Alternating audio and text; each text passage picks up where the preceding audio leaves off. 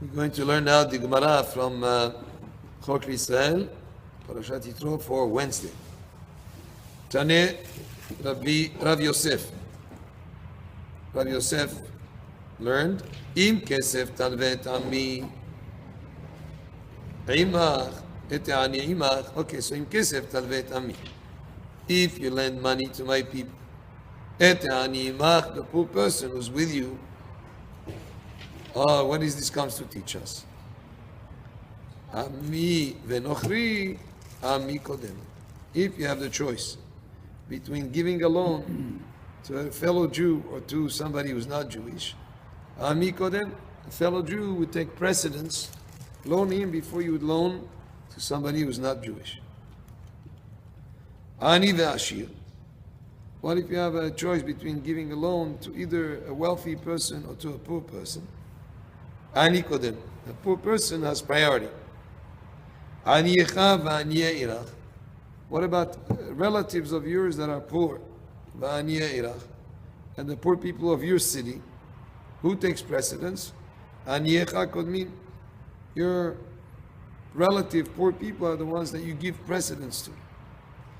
Aniye ircha v'aniye iracheret. What if you have the choice between giving a loan to either to assist people, either poor people of your city or people of another city?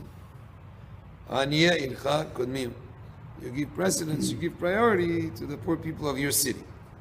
Amar mar ami venochri ami kodem.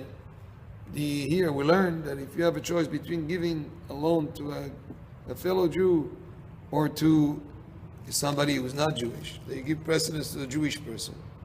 The Gemarah says pshita, that something is so obvious. Why did you need to teach me this? I would know this on my own. It's an obvious statement that doesn't need to be taught. I would figure it out on my own. That if a Jew asks for a loan and a non-Jew asks for a loan, I'll give priority to the Jew. Amar Rav Nachman amar li huna la nitzrecha da'afilu enochi beribit u'Yisrael bechinam. Oh, according to Rav Nachman, Nemo Rav Hona, that Rav Hona told him, you know why we needed to make this statement? Even if you're going to have a profit from giving a loan to a non-Jew, because to a non-Jew you can charge interest on a loan. To a fellow Jew you cannot charge interest. So I would have thought maybe if there is a financial benefit by loaning money to a non-Jew, give precedence to the non-Jew. That's what the Gemarah needs to teach us. Even to a fellow Jew you're not going to charge interest, and to a Goy you're going to have benefit of interest, still give preference to the Jew without charging him interest. Tanya, we learn in the Baraita. Amar Rabbi Yossi, Bor'e kama samyut enehem shel malveh beribit. Come and see the blindness of people who charge fellow Jews, who charge them interest. Adam kore lachavero rasha, yared imo lachayav.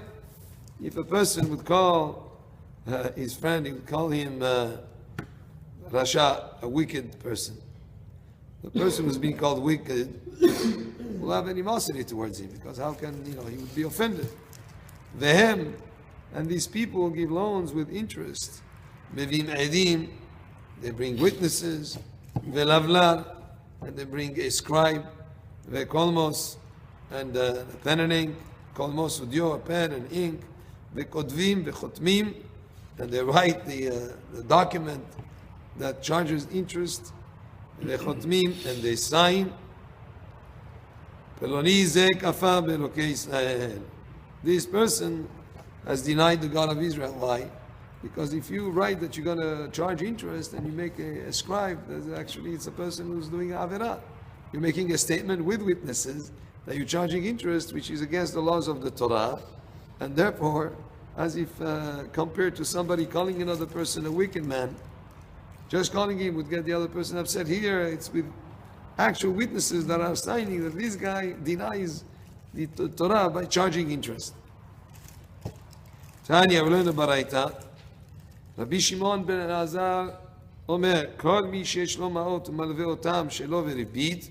Person has money and he is willing to lend it without interest, which is the right way to do it when you lend it to a fellow Jew. Alav HaKatov Omer, on him the pasuk says in Tehillim, Kaspo lo natan beneshech v'shuhad al nakir lakach. His money he didn't give with charging interest. Shohad al nakiro lakach, he didn't take a bribe against the innocent. Person who does these things, amongst them is doesn't charge interest. So a person who loans money to a fellow Jew without charging interest, a person who does it this way will never falter. From this we learn, anybody that gives a loan charging interest to a fellow Jew, his assets, his wealth will dissolve. In other words, it's so risky that it puts all his assets at risk. Gemarah says, we see people that don't charge interest when they give a loan, yet their asset sort of like dissolve, even though they observe this law. Rabbi said, halalu mitmotetin ve'olim ve'halalu mitmotetin ve'enan olim. There's a difference. Person who doesn't charge interest, he might have downs and ups. In other words, his assets may go down, but afterwards they'll come up again. But a person who charges interest to a fellow Jew, his assets will dissolve and he'll go down, ve'enam olim, and Rahman will not go up. Just as a word of clarification here. Of course, we're not allowed to charge a fellow Jew interest on a loan. However, a person is allowed to go into what would be considered a joint venture. In other words, to be a partner with a person in a business. Person needs a loan to start a business venture.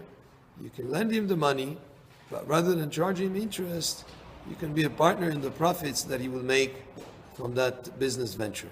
And that would be, of course, permitted, and a document to the effect of the money being given to be partner in a joint venture needs to be made so that it's defined specifically as an investment to share in the profits from that business venture that the person undertakes.